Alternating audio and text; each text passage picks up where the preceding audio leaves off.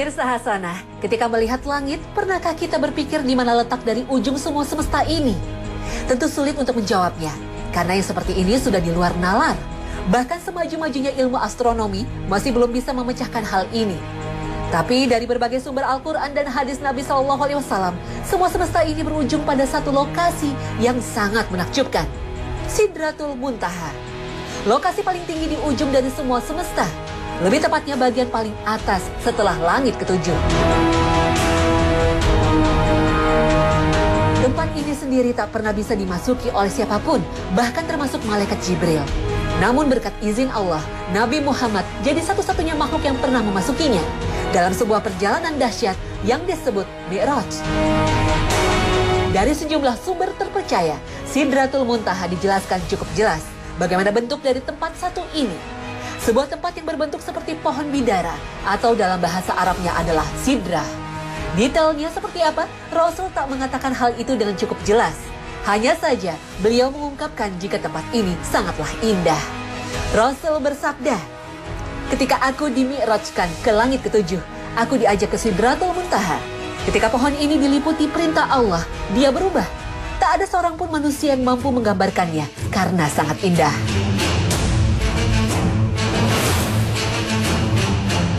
Dalam riwayat Ibnu Mas'ud radhiyallahu anhu disebutkan bahwa dinamakan Sidratul Muntaha karena semua ketetapan Allah yang turun pangkalnya dari sana dan semua yang naik ujungnya ada di sana.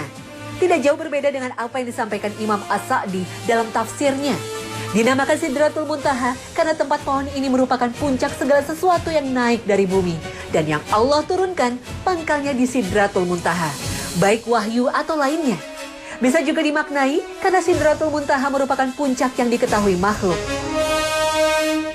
Lebih dari itu, tak ada satupun makhluk yang tahu. Bahkan malaikat Jibril, pimpinan para malaikat pun tak tahu. Satu-satunya yang pernah sampai ke tempat itu hanya Nabi Muhammad SAW saat dimi'rajkan Allah. Selayaknya pohon, Sidratul Muntaha juga memiliki daun, buah, dan akar.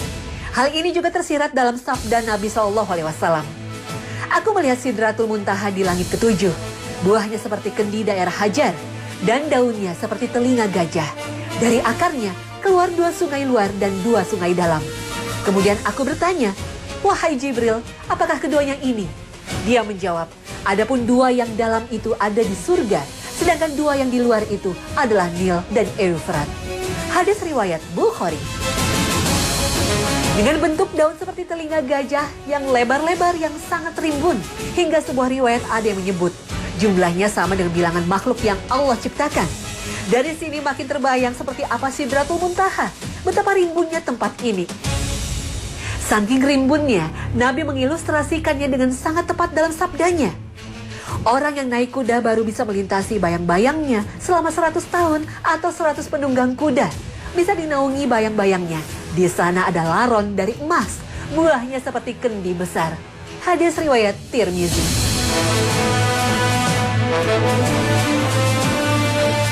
Sidratul Muntaha begitu agung dan indah, sampai-sampai Nabi tidak kuasa dalam sabdanya menjelaskannya. Ketika saya dimi'rajkan ke langit ketujuh, saya diajak ke Sidratul Muntaha. Ketika pohon ini diliputi perintah Allah, dia berubah. Tidak ada seorang pun manusia yang mampu menggambarkannya karena sangat indah. Hadis riwayat Abu Ya'la. Di tempat inilah Nabi SAW melihat wujud asli malaikat Jibril.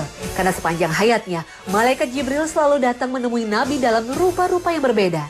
Dan ini adalah kali kedua Nabi melihat wujud Jibril alaihi salam.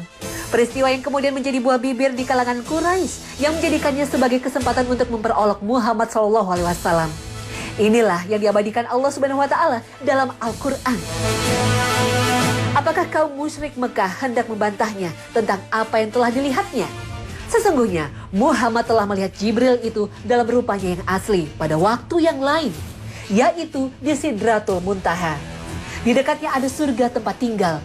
Muhammad melihat Jibril ketika Sidratul Muntaha diliputi oleh sesuatu yang meliputinya.